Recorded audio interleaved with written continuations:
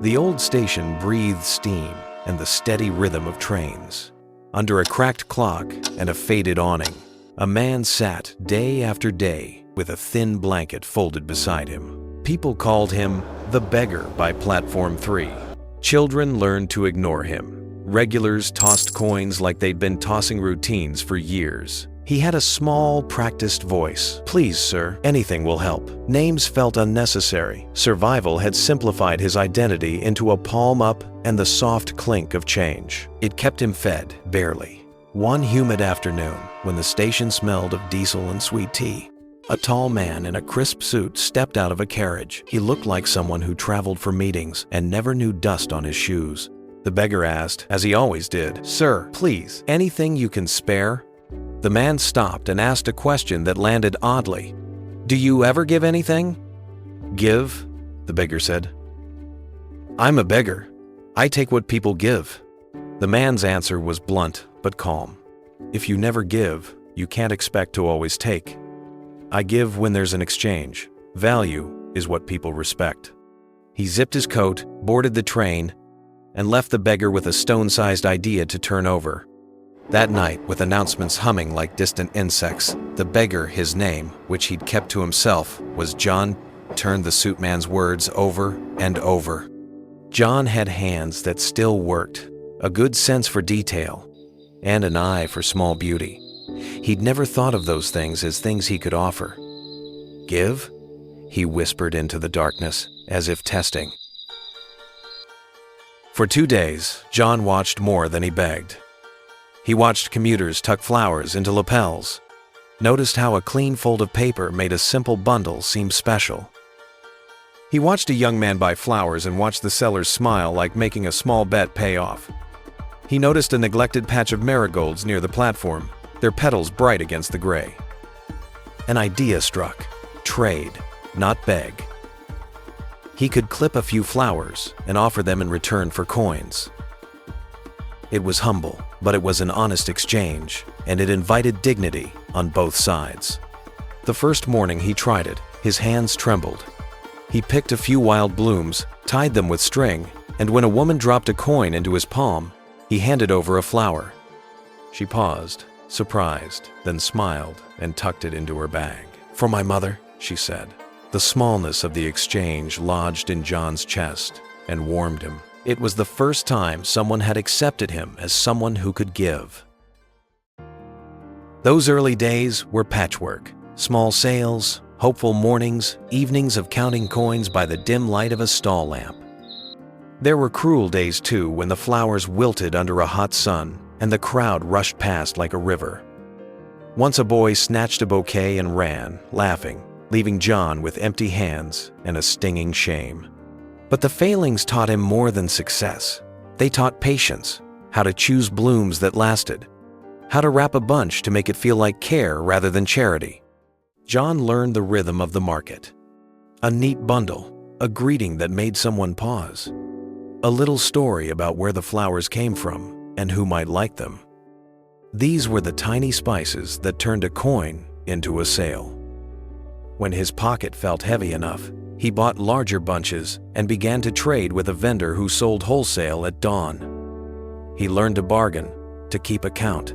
He learned to smile through a weary day. Each small habit built a steady edge. 6 months later, with a small tray of flowers at his elbow and a cleaner shirt, John noticed the tall man again on the platform. Memory is odd that way. The man's question had pressed a mark into John's mind. This time, John could meet his gaze without shame. "You asked me if I ever give," John said as the man paused. "You told me people respond to exchange. I started giving flowers."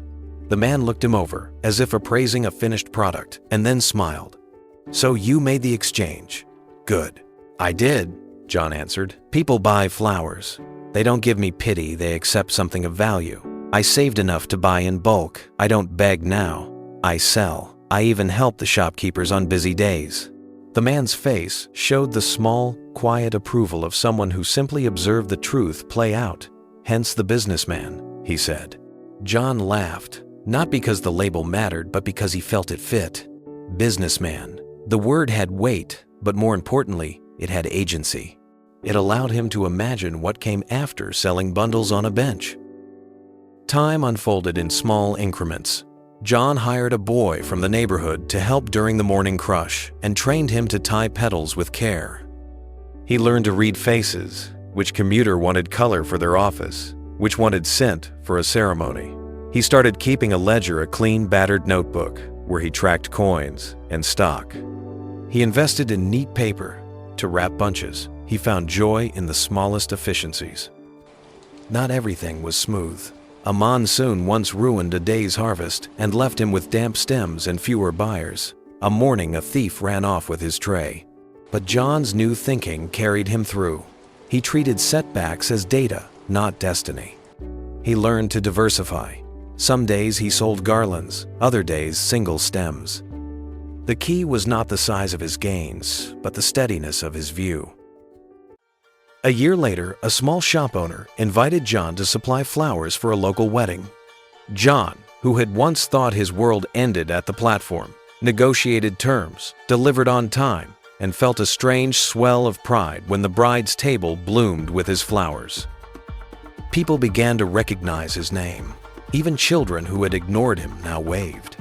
His business never became grand, but it became reliable and respectable. There were small, human moments that kept John going. A father bought a bunch to steady his trembling daughter before an interview. Later he told John she got the job.